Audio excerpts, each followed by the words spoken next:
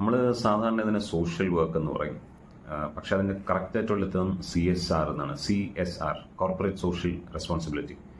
അതായത് ഒരു കോർപ്പറേറ്റ് അല്ലെങ്കിൽ ഒരു കമ്പനിക്ക് സമൂഹത്തിനോട് ഒരു റെസ്പോൺസിബിലിറ്റി ഉണ്ട്, ഒരു ഉത്തരവാദിത്വമുണ്ട്.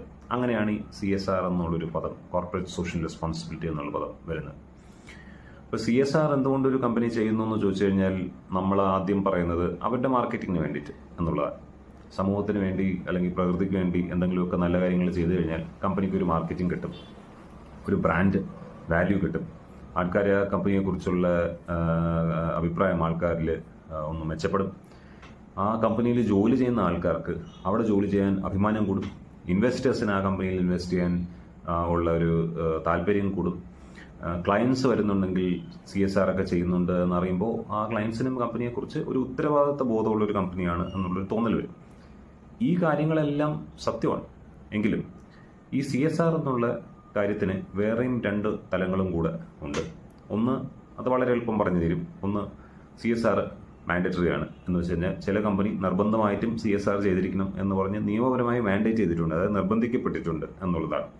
അപ്പോൾ മാർക്കറ്റിംഗ് ബെനിഫിറ്റ്സ് ഒക്കെ കമ്പനിക്ക് കിട്ടുന്നുണ്ടെങ്കിലും നിർബന്ധമായി ചെയ്യണം എന്നുള്ള നിയമം ഉള്ളതുകൊണ്ട് കമ്പനീസ് CSR ചെയ്യുന്നു. അതാണ് ഇതിൻ്റെ 2ാമത്തെ വശം. 3ാമത്തെ വശം, അതിനിത് കുറച്ച് സമയമെടുക്കും, അതുകൊണ്ട് ശ്രദ്ധിച്ചേക്കണം. 3ാമത്തെ വശം എന്ന് വെച്ചാൽ ഒരു കമ്പനി CSR ചെയ്യുന്നു എന്നുള്ളത് നമുക്കിങ്ങനെ വേറൊരു രീതിയിലൂടെ കാണാൻ പറ്റും. നമ്മളൊരു സമൂഹത്തിലിരിക്കുന്നു, നമ്മളൊരു കമ്പനിയും ഒരു സമൂഹത്തിലും ഒരു എൻവയൺമെൻറ്റിലും ഒക്കെയാണ് ഇങ്ങനെ ഇരിക്കുന്നത്. അപ്പോൾ കമ്പനിക്കൊരു ചുറ്റുപാടുകളുണ്ട്, ഒരു ചുറ്റുപാടിനുള്ളിലാണ് കമ്പനി ഇരിക്കുന്നത്. അപ്പോൾ ആ ചുറ്റുപാടുകൾ നല്ല രീതിയിൽ സംരക്ഷിക്കുക എന്നുള്ളത് കമ്പനിയുടെ ഒരു ആവശ്യമാണ്. അപ്പോൾ CSRും കമ്പനിയുടെ ഒരു ആവശ്യമാണ്. ഇപ്പോൾ ഞാനൊരു ഉദാഹരണം പറയാം. ഇപ്പോൾ ഈ കമ്പനി പ്രവർത്തിക്കുന്ന ചുറ്റുപാടുകളിൽ നല്ല വിദ്യാഭ്യാസ സ്ഥാപനങ്ങളില്ല എങ്കിൽ വിദ്യാഭ്യാസമുള്ള ആൾക്കാരെ ആ കമ്പനിയിൽ ജോലിക്ക് കിട്ടാൻ ബുദ്ധിമുട്ടായിരിക്കും.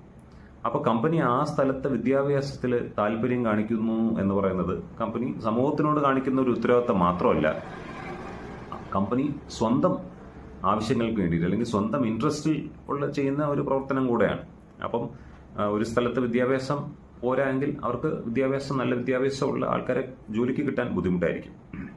ഇപ്പോൾ ഒരു സ്ഥലത്തുള്ള ആൾക്കാർ പുറത്തു പോയി സാധനങ്ങൾ മേടിക്കുന്നില്ല, അല്ലെങ്കിൽ ഈ പറഞ്ഞ സാധനങ്ങൾ മേടിക്കാനുള്ള ഒരു അവസ്ഥയിലല്ല എങ്കിൽ കമ്പനിയുടെ പ്രൊഡക്ട്സ് അവിടെ വിറ്റഴിയുന്നത് എന്നുള്ള സാധ്യത കുറവായിരിക്കും. അവിടെയുള്ള ആൾക്കാരുടെ ആരോഗ്യം മോശമാണ്, അല്ലെങ്കിൽ അവിടെ നല്ല ഹെൽത്ത് കെയർ ഫെസിലിറ്റീസ് ഇല്ല എങ്കിൽ ഈ കമ്പനിയുടെ എംപ്ലോയീസിനും അതേപോലെ ഹെൽത്ത് കെയർ കിട്ടാനുള്ള സാധ്യത കുറവായിരിക്കും.